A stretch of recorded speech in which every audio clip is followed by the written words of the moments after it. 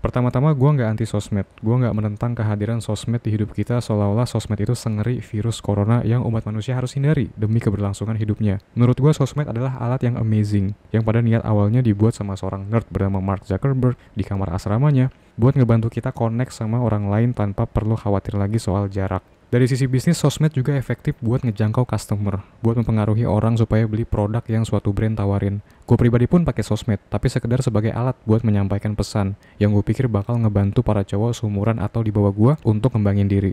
Sosmed sejatinya hanyalah alat yang bisa lo pakai untuk mencapai sesuatu. Yang menjadi bahaya adalah ketika lo kehilangan pemahaman akan alat ini dan akhirnya malah diperalat sama sosmed. Menurut gue saat ini di Indonesia lebih banyak orang yang diperalat sama sosmed daripada ngelihatnya sebagai alat.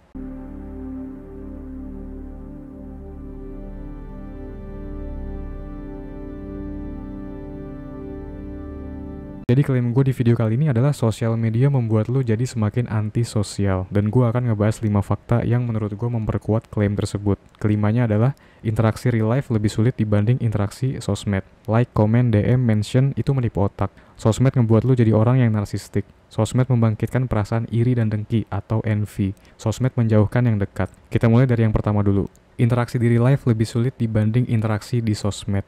Pertama-tama kita sepakatin dulu kalau definisi dari orang ansos itu adalah orang yang kurang mahir dalam interaksi sosial. Pas ketemu orang dia grogi, nervous, gemeteran, bingung harus mulai obrolan dengan cara gimana, takut pas tatapan mata, ngeblank pas di tengah obrolan, dan gak ngerti cara menutup percakapan dengan sopan tanpa bikin lawan bicara tersinggung. Nah, dengan kehadiran sosial media, lu nggak perlu lagi ngerasain ketidaknyamanan tersebut. Nggak perlu lagi mengatur ekspresi, intonasi suara, tatap mata, nggak perlu lagi mikir buat nyari topik pembicaraan sesegera mungkin biar percakapan gak hening awkward. Karena dengan chattingan di sosmed, effort paling gede ada di jari jempol lu buat ngetik dan otak buat mikir. Intinya lebih minim effort karena lu nggak perlu lagi mikirin soal ekspresi, body language, dan sebagainya. Jadi logikanya simple, semakin lu sering ngabisin waktu interaksi di sosmed, dimana sebenarnya lu punya alternatif buat interaksi di real life, skill berekspresi lu sebagai manusia normal akan semakin gak terlatih. Hasilnya lu akan jadi semakin canggung, merasa gak nyaman, ketika terpaksa dihadapin sama interaksi real life. Dan akhirnya, orang akan menjudge lu ansos karena ngelihat gelagat lu yang kayak robot.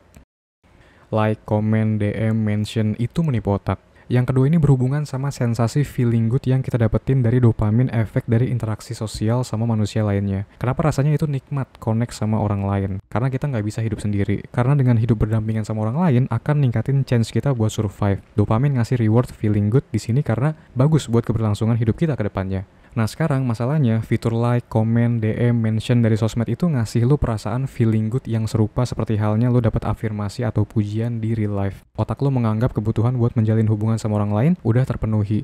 Padahal yang asli dan yang jauh lebih penting adalah lu dapetin secara real life. Dapetin validasi di sosmed juga lebih gampang. Lu cukup ngepost foto diri lu dengan caption kata-kata bijak yang lu googling dulu supaya orang pada tahu kalau lu orangnya pinter dan boom, lu pun dapet ratusan like dan merasa jadi orang penting. Otak lu ngelihat kejadian ini seolah-olah lu dapet validasi secara real life dan jadinya kedepannya lu tergerak buat ngelakuin hal yang sama buat memenuhi kebutuhan validasi daripada nyamperin ngobrol sama orang in real life. Dan juga motivasi lu ini didasarkan oleh self-importance, narsisme yang akan kita bahas di poin selanjutnya. Sosmed membuat lo jadi orang yang narsistik. Narsisme atau pride dikategoriin sebagai dosa kalau mengacu sama ajaran setiap agama yang kita kenal. Entah itu Islam, Kristen, Hindu, Buddha, semuanya satu suara terkait bahaya sifat egois yang ada di diri seorang manusia. Hadirnya sosial media sekarang makin mempermudah lo buat ngelakuin dosa yang satu ini. Lo jadi sangat concern, peduli banget sama penilaian orang lain terhadap apa yang lo tampilin di sosmed. Lo jadi terlalu fokus sama diri sendiri dan lama-lama jadi punya obsesi yang gak sehat. Kenapa seseorang jadi ansos itu? Karena yang bersangkutan terlalu fokus ke dirinya sendiri, narsis. Dia nggak terlatih buat keluar dari dirinya sendiri untuk appreciate dengan cinta dan kasih sayang manusia lainnya. Baru-baru ini gue baca bukunya Alan Watts yang berjudul The Wisdom of Insecurity. Ada suatu ide keren yang menurut gue relevan sama poin tentang narsistik ini. Yaitu dia bilang, gue repress dalam kalimat yang mudah dimengerti, semakin lu lupa sama diri sendiri, semakin lu bahagia. Semakin lu sadar sama diri sendiri, semakin lu menderita. Banyak juga orang yang setelah berhenti main sosmed hidupnya lebih bahagia. Gue pikir ini karena tanpa kehadiran sosmed, mereka jadi jarang mikirin diri sendiri. Karena nggak ada image yang perlu dijaga di dunia maya. Akhirnya fokus mereka ke hal lain di luar diri. Dan dari sini, rasa bahagia itu datang. Sosmed membangkitkan perasaan iri dengki atau envy.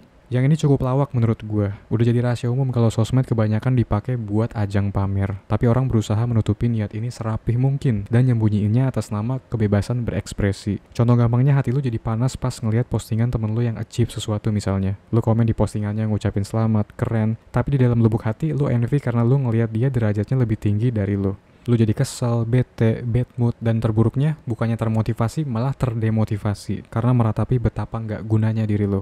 Jordan Peterson bilang, compare yourself to who you were yesterday, not to who someone else is today.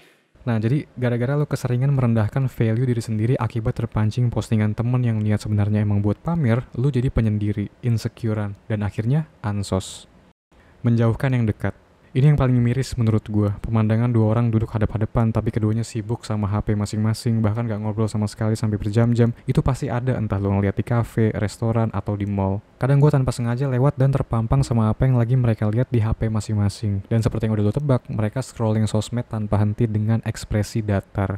Pemandangan kayak gini benar-benar contoh paling sempurna buat mendeskripsikan kata ansos. Kenapa tragedi ini bisa terjadi? Apa karena mereka udah bosen satu sama lain, gak ada bahan obrolan lagi sehingga daripada awkward gak nyaman, mending nyelamatin diri dengan main sosmed? Atau karena ada sesuatu dari sosmed yang bikin otak lebih milih opsi scrolling main sosmed daripada berusaha ngobrol sama sosok manusia di depan kita?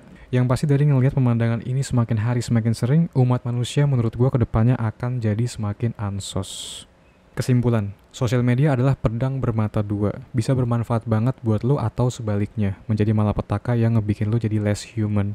Sosial media sejatinya adalah tool, alat yang sebelum lo pakai sebaiknya lo ngerti dulu keuntungan apa yang pengen lo dapetin dari situ. Kalau lo nggak punya alasan kenapa harus main sosmed dan jadiin sosmed buat hiburan, sebaiknya lo hati-hati karena lo rawan kecanduan. Dan kalau udah kecanduan, lo semakin dekat sama predikat ansos.